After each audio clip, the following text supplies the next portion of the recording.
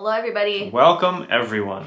So we thought we would discuss something very important that we have actually talked about kind of before many times, but in a very comedic way.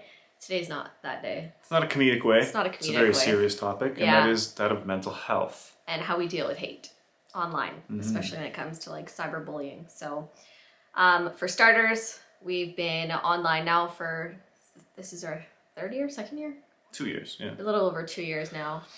So we've had our fair share of mental health days where we just needed to step away completely. And you guys have seen that many times. We're like, disappear and then come right back. But there's a reason for that. Right? Sometimes you just need time to step away and take a break. So yeah, in those 2 years, we've gone from a 0% footprint on social media to being, having over 2 million followers on our social media platforms. And you can just imagine, we have quite a few viral videos.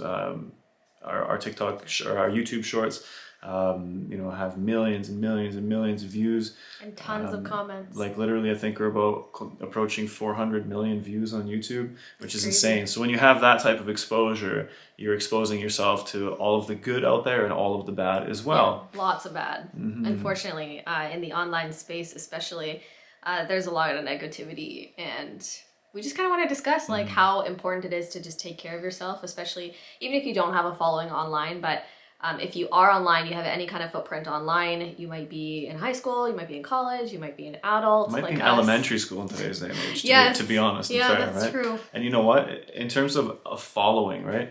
I find it really interesting because people might say, oh, you only have this many, like 10 followers or whatever.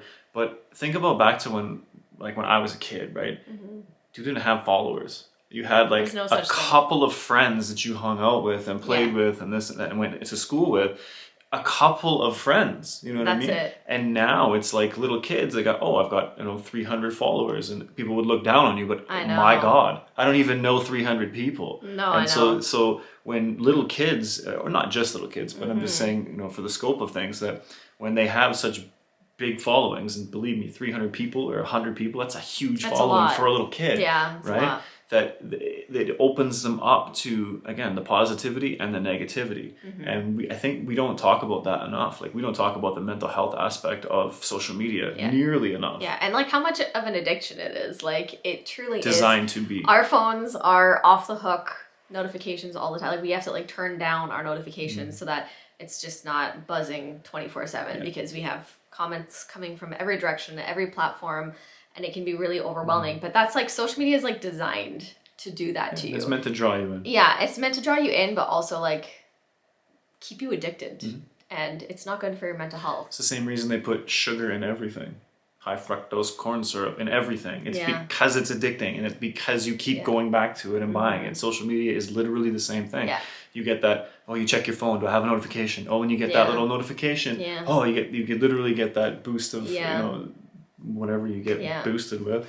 And one thing, you guys, is like in the beginning, negative comments really, really used to bother us. Like, we used to lose sleep over it. I used to lose sleep over it. It affected you too, quite a bit. Not your mental health affected me more than the fact that people are saying stuff. Because I honestly... And I take things to heart. Like, I'm just an empath, and I take a lot of things to heart. So in the beginning, especially when people would like personally attack us for something that we said or did or whatever, it really bothered me, and it took a big toll. And now, alhamdulillah, like, we're at the point where we have a social media team that deals with all the negativity. And we don't ever have to look at comments like that anymore and deal with the hate comments. But I feel like we've come a long way in learning how to deal with it. And we just kind of wanted to give you guys some pointers. And there's definitely options on how we can do that. Yeah. Which kind of brings us to the sponsor of this particular video. Yeah, so thank you so much to BetterHelp. That's HELP, BetterHelp, for sponsoring today's video, which is actually really fitting in today's topic, like the topic that we wanted to discuss anyway, which is like how we kind of deal with hate. It's an incredible platform. If you guys haven't heard of it before, it's available worldwide. So is there something that is interfering with your happiness or achieving your goals? Like, for instance, as a social media content creator, like, what is something that you could do to remedy that situation. Definitely. I mean, speak about it. And that's the good thing about BetterHelp, is that they're there for you. They're trained professionals that are actually there to help you through whatever difficult situation you might be going through, and that you may not feel comfortable speaking to your wife or your significant other or whoever about. And getting therapy and seeking therapy, I know that there's a lot of stigma around that, and people think it's like a sign of weakness. It's just like getting therapy for a broken knee or a sore back, literally, or a cold. Therapy. Like it's for your mental health. Like it is for your mental well-being. And the cool thing about it, you guys, is they assess your needs and they match you to a therapist that's licensed and a professional and someone that's like perfectly fitting for you. Like for instance, me, I prefer to have a female therapist, so I'm able to be matched with someone with the same type of values as me, maybe with a background in families, maybe they're a parent, just somebody that I'm able to relate to. And that's something that's really cool about BetterHelp, is you get matched with someone that's perfect for you. So there's actually like such a broad range of specialists that you can have access to that you wouldn't have access to in your locality. Yeah. Like where we are, we're kind of in the middle of nowhere a little bit, but you might not have that specialized individual who will be able to help you better than, you know, the people where you're at. Yeah, exactly. It's not a crisis line. It's not self-help. It is a professional counselor on the other end, and they're there securely online and worldwide.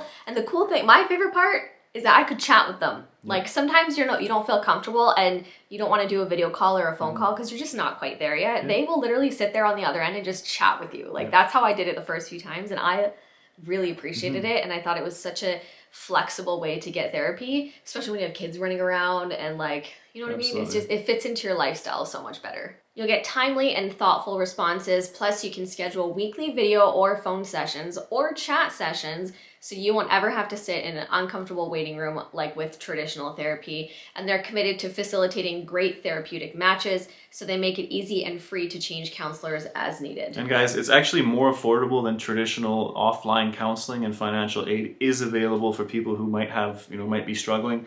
They want you to start living a happier life today, which is, such a beautiful thing. We can always put off a lot of things, but why would we want to put off living our happiest life? Guys, if you want to try out BetterHelp, that's HELP for BetterHelp. Go to betterhelp.com/Saleh family, and you can get started today. And honestly, if you feel like you're struggling, you struggle from anxiety, you suffer from depression, you struggle with like self-confidence issues, self-esteem, like anything that is bothering you mental health wise, please get help. It is so important to have this conversation. And if you are somebody that has received therapy before, we would love to hear your story. If you're willing to share, like comment down below and tell us about your experience and how much it has helped you, because I have personally seen it transform a lot of lives. And I really truly do believe in it. Like obviously I have a background in social work, so I used to give counseling myself, and then being on the receiving end of it was a little weird at first. But it's definitely great to just be able to share your worries and anxieties with somebody that's on the other end, and then have them give you feedback on what you can do. Yeah. And don't ever let people tell you that you don't need help or that you shouldn't get help, or for whatever reason, you are the one who knows what you need.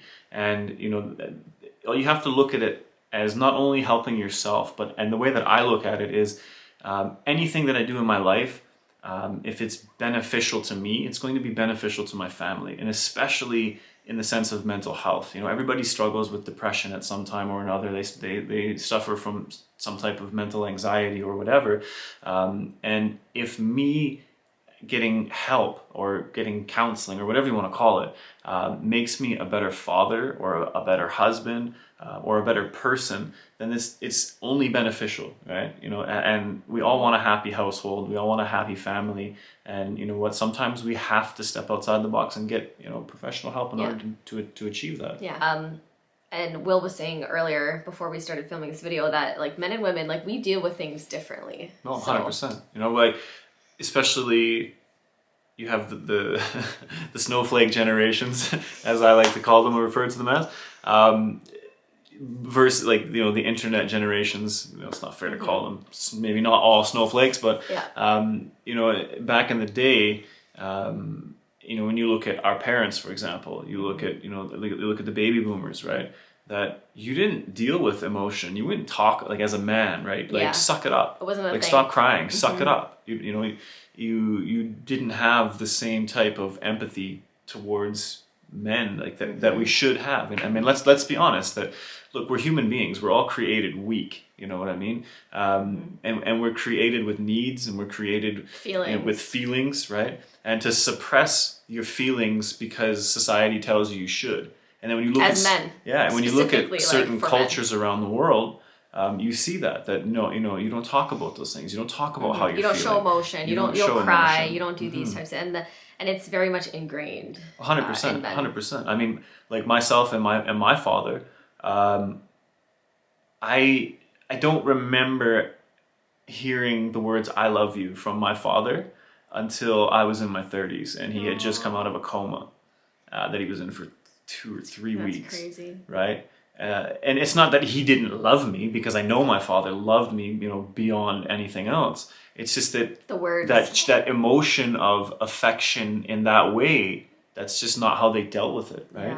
Yeah. And I always like to say that, we as parents should strive and try to one up our parents. We should always be, because they're our standard. Our parents are our standard of how to parent. It's all we know. So we should always be doing everything to like a next gen. Exactly. We should be the next best version of our parents. It's like everything that we feel we were deprived from. Yeah. We would in a sense, for sure. Yeah. But I mean, like, our parents tried to be better than their parents, right? Because you take what you have and you try to do better. Yeah. And in terms of that, I think, firstly, I do not think masculinity is toxic. I think people are just whack to even make that connotation, because what do women want? They want a masculine man. They want a man who will take care of them, stand up for them, protect them, open the doors for them, so to speak. So all you toxically masculine men out there, good on you. Keep taking care of your women and being a proper man. But at the end of the day, we still are human beings, and we still need to address those things that are bothering us, Yeah, and I think we have to open up the space to say, like, it's okay to discuss your feelings, and it's okay to discuss what's bothering you, and to not bottle those feelings up, because it does end up affecting your life. Whereas, like, women, we're a lot more sensitive. When we're emotional, or if something's bothering us, it's very apparent. Like, especially like on me, on my face, like, he knows immediately that something is wrong. But talking about it is a huge thing. Yeah, and taking that first step in accepting that it's okay to feel these things, especially like if you are dealing with hate, for instance, online, you're being cyberbullied, you have to get comfortable with being uncomfortable and speaking to someone about it, because you can't expect to get help unless you actually discuss with somebody about what's going on. And right? I think that, men, I think it works both ways. I think that men don't appreciate women enough and the things that they struggle with, and I think vice versa as well. That, we don't, as men, we don't necessarily, and that's not that we don't appreciate what women do, but we don't understand the burden of being a full-time mother, being a full-time wife, being a full-time maid, being a full-time cook, being a full-time social worker, being a full-time referee, being a full-time judge, being all of these things that women have to deal with, and a lot of men, we come home from work and I get, it's my time now, but your wife, if she's a stay-at-home mom, this is kind of who I'm speaking to, because that's our family dynamic, that it's not turned off for her. Like, you get home and then she's just supposed to continue doing all those things, whereas you get to just kind of take a break, right? So, but this doesn't really apply to us, because we both work from home and we work together. But I mean, this is what it was like for the first few years of our marriage. Of course. So there's definitely, and women don't understand the burden that men have, and trying to, and the pressure of trying to support your family, especially, during a pandemic and all this craziness, people losing their jobs and their livelihoods, and that pressure lies solely on the shoulders, again, our family dynamic, and your typical, Muslim family, which is obviously, the audience that we're speaking to, is that there's a lot of pressure on both sides, and we need to accept that. We need to work through it. Definitely, and there's nothing to be ashamed of for that, you guys. Like Will said in the beginning, a lot of us grew up in a generation where that was like not a thing, but I really do appreciate a lot of campaigns that are out there right now that are, discussing mental health, and there's celebrities out there that are endorsing it, and it's great to see that there's a huge variety of people that struggle with mental health and are now being open about it and discussing it. And we're one of those people. So if you ever feel like you're dealing with that, you're not alone. Like, we definitely have felt the same way. And we're here for you anytime. If you ever, like, the cool thing, I love going through the comments sometimes because oftentimes actually, I love reading the comments where people say that they watch our videos because it gives them peace and that it's like a good part of their day. It makes them feel better. So if that's something that helps you, like, do it. Like, it's a form of therapy too. Absolutely. Whatever it is that you find that helps. And again, today's day and age where you're putting yourself in a position to kind of be like, I wouldn't say exposed, but in a position where you have a lot of exposure, right? Being on social media, again, like speaking from our perspective, is you really need to take care of yourself. It's so important. And especially the younger that you are, the less prepared you are mentally to deal with the repercussions of a life that is on social media. Yeah, totally. So thank you so much for tuning in, you guys. Make sure you click the like button if this is something that you enjoyed watching. We will see you in our next video, and be sure to leave us a comment down below and tell us about your experience with mental health. Thumbs up for positive mental health and well-being. Thank you all so much for being here. Assalamu alaikum wa rahmatullahi wa barakatuh.